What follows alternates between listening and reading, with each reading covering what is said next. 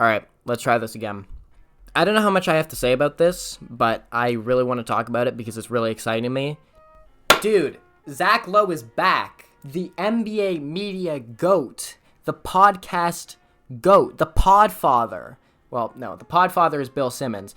But Zach Lowe, my favorite NBA media member, has been rehired this week by The Ringer. ESPN, their dumbass finances department decided he wasn't worth the $7 million or something they were paying him annually to run the best basketball podcast in the world, to give you the best basketball content in the world on TV and on the Lowe Post. They decided he wasn't worth it.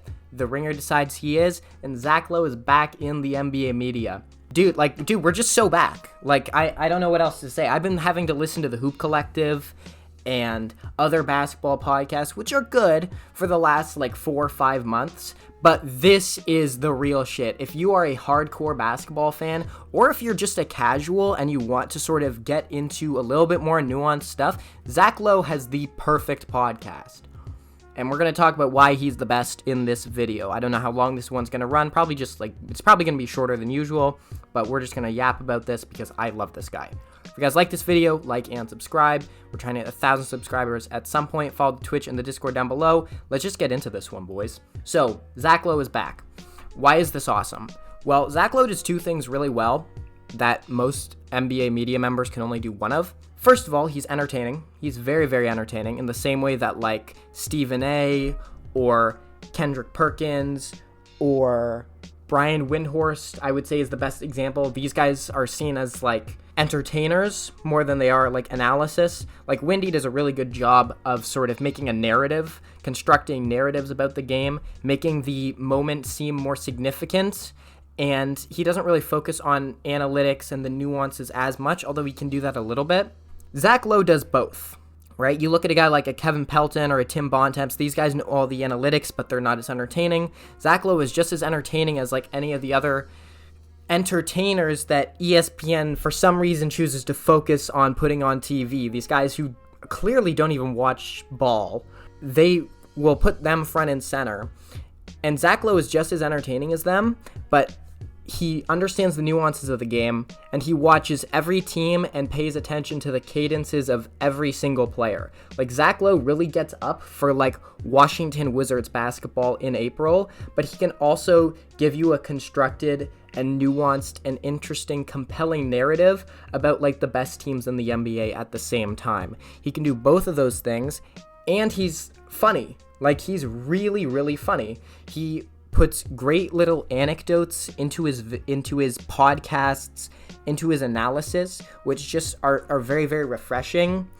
And on top of that, his podcasts always have really good guests. He always brings good guests onto his pod. It's sort of a sanctuary for nuanced basketball takes about every single team. He'll do an episode every month or so that covers the dregs of the NBA, the teams that have been begging and pleading for more losses for the last 3 months. Those teams get intense coverage from Zach Lowe, the same way that the Bucks and the Celtics and the Cavs and the Knicks in the East get the coverage from him, as well as the Lakers and the Warriors and the Thunder in the West. He covers every story, and dude, we're just so back. This is literally, if you are a hardcore basketball fan, you are probably listening to the Lowe Post a lot before the show got canceled unexpectedly. And the fact that he's back means that order has been restored to the NBA media. And listen, I'm not going to say these two things are connected, but before Zach Lowe got fired, there was no Luka Doncic trade in sight. And afterwards, Luka Doncic became a Los Angeles Laker. I'm not saying they're connected. I'm not saying that. That's not what I'm saying. But it's not going to happen again. And he's back. And we're back.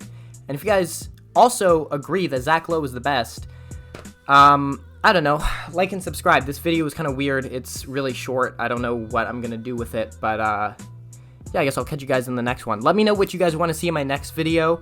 I'm going to probably cover the Grizzlies on Thursday, and then I don't even know how to fill the rest of the time between now and the playoffs. We've got this weird 2-week window where there's just shit else to talk about in the NBA except for little stories like this. But I will catch you guys in the next one. Cue that music. I touched the mic. Cue that music.